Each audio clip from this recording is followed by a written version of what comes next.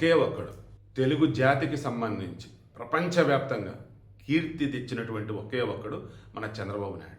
No doubt ఆ తెలుగు జాతికి సంబంధించి ఉనికిని చాటిన వాడేమో ఎన్టీఆర్, కీర్తిని తెచ్చిన వాడేమో మన చంద్రబాబు నాయుడు. అవునా కదా? క్రాస్ చెక్ చేయండి. గణేష్ గోల్డ్ తాకట్టులో ఉన్న బంగారాన్ని విడిపించి కొనబడును. సంప్రదించండి 9966651144. కంప్యూటర్లో కూడి పెడతాయా అన్నారు. ఈరోజు ఆ కంప్యూటర్ని బతకడం టెక్నాలజీతో ఏం చేశాడు ఈ మనిషి అన్నారు. ప్రపంచాన్ని అరచేతిలో పెట్టాడు. ఇలా చెప్పుకుంటూ పోతే తాను చదివింది ఎంఏ ఎకనామిక్స్, కానీ హార్వర్డ్లో కూడా బిజినెస్ పాఠాలు చెప్పే ప్రొఫెసర్లు ఉంటారే, వాళ్ళకు కూడా ఈయన ఒక కేస్ స్టడీ. సరే, నా ఎంబీఏ ప్రతిభా పాఠాలు ఇక్కడ ఏం చూపను, కానీ డైరెక్ట్ పాయింట్లోకి వెళ్తాను. మామయ్య అన్న పిలుపు ఓవైపు, ప్రాజెక్ట్ పునర్విక మరోవైపు. ఇదేంటి మై డియర్ ఫ్రెండ్ అంటూ మోడీ చంద్రబాబుని ఉద్దేశించి ఏం మాట్లాడేయండి, ఇన్ని కూడా ఇందులో డిస్కస్ చేద్దాం. మధ్యలో జగన్ ఎందుకు వచ్చాడండి, జగన్కి అష్ట దిగ్బంధం ఉన్నారండి అన్నారా, అది కూడా చెప్తాం. ముందుగా మామయ్య అన్న పిలుపు, మా ఇంట్లో ముద్దులకు పొద్దు పొడుపు. ఇది మన బాలకృష్ణ సినిమాలో super duper hit song. Then కంటికి హాయిగా పాడన కంటిపాప జ్వరం ఏదో ఉంటుంది. ఆ తర్వాత వచ్చేసి కానుక ఇవ్వన చెల్లికి ఇవ్వాలని ఉంటుంది. అంటే అక్కడ ఇతను ఎవరు, బాలకృష్ణ ఆ సినిమాలో ముద్దుల మామయ్య, తన చెల్లి ప్రెగ్నెంట్గా ఉంటుంది. అప్పుడు ఆ చెల్లి సంతోషం పాడుతూ చెల్లి కడుపులోని బిడ్డ కోసం ఆ వేళ ఉంటూ ఉంటాడు. ఇప్పుడు ఆ బిడ్డ బయటకు వచ్చారు, పెరిగి పెద్దవాళ్ళు అయ్యారు. ఆ బిడ్డ పలుకుతూ ఉన్నాడు ఏమని, మామయ్య అంటూ. ఎవరిని? చంద్రబాబు నాయుడు. ఏమని, మీరు తెలుగు వారికి సంబంధించి కీర్తిని, అదేవిధంగా తెలుగు వారికి సంబంధించి అభివృద్ధిని ద బెస్ట్ వాళ్ళు వరల్డ్ వైడ్ చాటారు. గర్వంగా తెలుగువాడు ఉండేలాగా, ఆంధ్రప్రదేశ్ అత్యున్నత స్థాయిలో అభివృద్ధి చెందేలాగా మీరు ఇంకొంత గొప్పగా ముందుకు సాగాలి, పరిపాలించాలి, అది మేమంతా చూస్తున్నాం, కోరుకుంటున్నామంటూ ఈరోజు చంద్రబాబు నాయుడు గారు అంటూ, మామయ్య అంటూ, ఏపీ ముఖ్యమంత్రి అంటూ మన జూనియర్ ఎన్టీఆర్ సంబోధించిన విధానం చూసి వైసీపీలు గిల్లగిల్లగిల్లగిల్లాడుతున్నారు. పాప మా లక్ష్మీపార్వతికి ఎందుకు లేక పాప మనిషి గురించి మళ్ళీ మరి ఆమె అయితే జూనియర్ ఎన్టీఆర్ త్వరలో సీఎం పగ్గాలు చేపడతాడు, జూనియర్ ఎన్టీఆర్ త్వరలో టీడీపీకి దిక్కు, జూనియర్ ఎన్టీఆర్ లేకపోతే టీడీపీకి నానా హడావుడి చేసింది. ఏంటంటే ఆ వైసీపీలో ఉందే, ఆమె ఎవరు పట్టించుకోవట్లేదే, అండ్ జూనియర్ ఎన్టీఆర్ని ముందు పెట్టి ఏదో చేద్దాం అనుకుంటాం. సో అదంతా ఏది కదని విషయం అర్థమైపోయింది.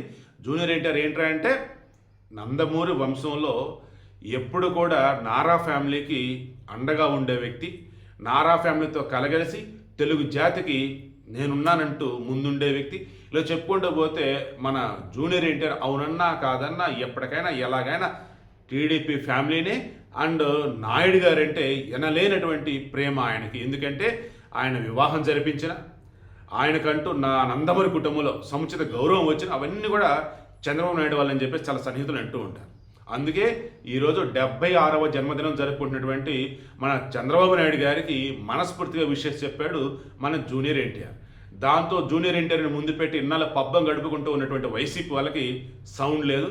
ఇక నుంచి వాళ్ళు జూనియర్ ఎన్టీఆర్ని ముందు పెట్టి ఏమీ పీకలేరు, ఏమీ చేయలేరు, పోస్టులు కూడా ఏమీ చేసుకోలేరు, ఫ్లెక్స్లు కూడా ఏమీ కట్టుకోలేరు. ఇక ప్రాజెక్ట్ పునర్వికకి పునర్జన్మ అంటూ మనం నిన్న మొన్న వార్తల్లో చూసాం. మన కావ్యస్పడి ఇచ్చినట్లేను, క్యాటరీ సస్పెల్ ఇచ్చినట్టున్నాను. పునర్వికకి సంబంధించి జోల్ జెస్మా అని చెప్పేసి మెడిసిన్, ఇది వచ్చేసి స్పైనల్ మస్కులర్ అట్రోఫీ అని చెప్పేసి ఒక డిసీజ్. దీనికి సంబంధించి నర్వ్ సిస్టమ్ దెబ్బతింటుంది, ఇంకా ఆల్మోస్ట్ అచేతనంగా ఉండిపోయి చనిపోతారు. అది జన్యుపరమైనటువంటి సమస్య. పిల్లలకి అది ఇంజక్షన్ ఇవ్వాలి అన్నప్పుడు 16 కోట్లు. దీని మీద ట్యాక్స్ అనేది తీపిచ్చేసి ఫార్మా కంపెనీలతో మాట్లాడి అందుకని నుంచి ఇన్ టైంలో వచ్చేలా చేసి అంతా చేసింది ఎవరంటే నారా లోకేష్. దానికి కాను ఆయన పెట్టుకున్న ఖర్చు 6 కోట్ల రూపాయలు. క్రౌడ్ ఫండింగ్ ద్వారా సొసైటీ నుంచి వచ్చిన డబ్బు 10 కోట్ల రూపాయలు. ఓవరాల్గా అన్నప్పుడు ఈరోజు చెప్పేది ఏంటయ్యా అంటే, నారా లోకేష్ ఆ పాపకి ఇంజక్షన్ ఇచ్చిన తర్వాత హైదరాబాద్లో రెయిన్బో హాస్పిటల్ అనుకుంటా, ఆ తర్వాత వెళ్ళి ఆ పాపని కలిశాడు, ఆ కుటుంబాన్ని కలిసాడు, ఆ పాపను చేతులు తీసుకుని ముద్దాడాడు.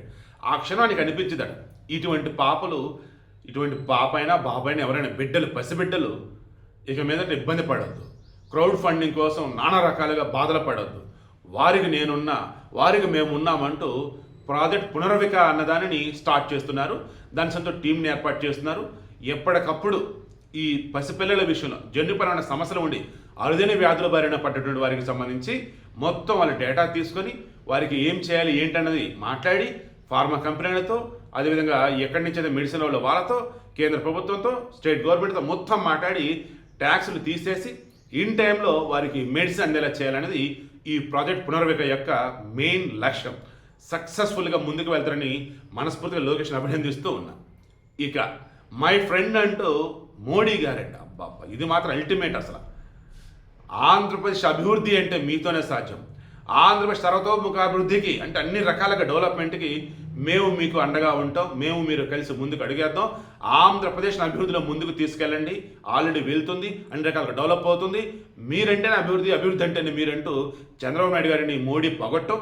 అండ్ ఆయన పెట్టిన విషయస్ చూసి యావత్తు ప్రజానికం అంతా లైకుల మీద లైకుల పోస్ట్ కొడుతుంది. ఇవన్నీ చూస్తూ ఉంటే వైసీపీకి జగన్కి ఆల్మోస్ట్ నరాలు తెగినంత అనమాట.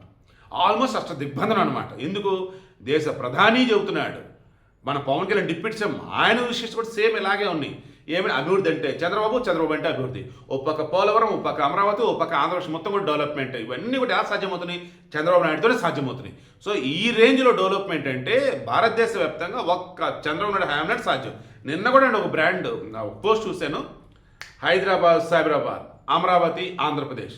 సో రెండింటి కూడా ఒకే కంపెనీ తయారీ. ఎవరు అంటే చంద్రబాబు నాయుడు, ఒకే కంపెనీ. మరి సో ఏ రకంగా డెవలప్మెంట్? ఒకప్పుడు హైదరాబాద్ అంటే ఏంటండి చార్మినార్, ఇప్పుడు హైదరాబాద్ అంటే హైటెక్ సిటీ, హైదరాబాద్ అంటే top most MNCs, Hyderabad top most pharma companies. ఇలా చెప్పుకుంటూ పోతే అసలు హైదరాబాద్ అంటే ఎంట్రన్స్ సిటీ కదండి. ఇప్పుడు అమరావతి ఆ రకం డెవలప్ కాబోతోంది, ఆంధ్రప్రదేశ్ అంతా కూడా ఆ రకం డెవలప్ కాబోతోంది. ఈరోజు పవన్ కళ్యాణ్ అదే చెప్పాడు, మోడీ అదే చెప్పాడు, జూనియర్ ఎన్టీఆర్ అదే చెప్పారు, యావత్ ప్రజానికం అదే చెప్తున్నారు. ఎందుకంటే కళ్ళ ముందు కనిపిస్తుంది కాబట్టి. ఇలా వీటిలో ఒక్కటైనా వైసీపీ హయాంలో, జగన్ హయాంలో వచ్చిందా? ఇప్పటికి జగన్ అన్ని తలుచుకుంటే విధ్వంసం, వినాశనం, అరాచకం, అక్రమాలు చెప్పుకుంటూ పోతే ఈ పర్వదినం వేళ కూడా చంద్రబాబు నాయుడు జన్మదినం ఈరోజు ఆంధ్రప్రదేశ్ అంతా కూడా పర్వదినం. ఎందుకు? నారా భువనేశ్వర్ గారు ఏకంగా నాకున్న సమాచారం మేరకు 76 లక్షల రూపాయలు ఆమె ఇచ్చున్నారు. దేనికోసం అంటే ఈ అన్నా క్యాంటీన్లో ఉచిత అన్నదానం ఈ రోజంతా కూడా. తర్వాత ఆయా దేవస్థానాల్లో అన్నదానాలు. ఇలా చెప్పుకుంటూ పోతే ఆంధ్రప్రదేశ్ అంతటా కూడా ఈరోజు అన్నదానం. ప్రజలంతా కూడా సంతోషంగా చక్కగా చేయగడిగేసి మన చంద్రబాబు గారిని దీవిస్తారు. చిన్నోళ్ళైనా పెద్దోళ్ళైనా మనస్ఫూర్తిగా నాయుడు గారు ఆయురారోగ్యాలతో అష్టైశ్వర్యాలతో గొప్పగా సంతోషంగా నేను కూడా కోరుకుంటూ ఉన్నా. నిజంగా అండి, నా జనరేషన్, నేను 1985-86 సో అప్పటి అంటే పుట్టింది. ఆ తర్వాత అన్నప్పుడు మా చదువు అన్నప్పుడు 1990s తర్వాత కదా. మాకు తెలిసి వచ్చేటప్పటికి ముఖ్యమంత్రి అంటే చంద్రబాబు నాయుడు. ఆల్మోస్ట్ డిగ్రీ అయిపోయే నాటికి, అఫ్కోర్స్ డిగ్రీ 2005 అయిపోయింది, 2004లో వచ్చేసి ఆయన నాయుడు గారు గవర్నమెంట్ పడిపోయాను. ముఖ్యమంత్రి అంటే చంద్రబాబు అంటే ముఖ్యమంత్రి లైక్ ఇలా ఉంది కదా.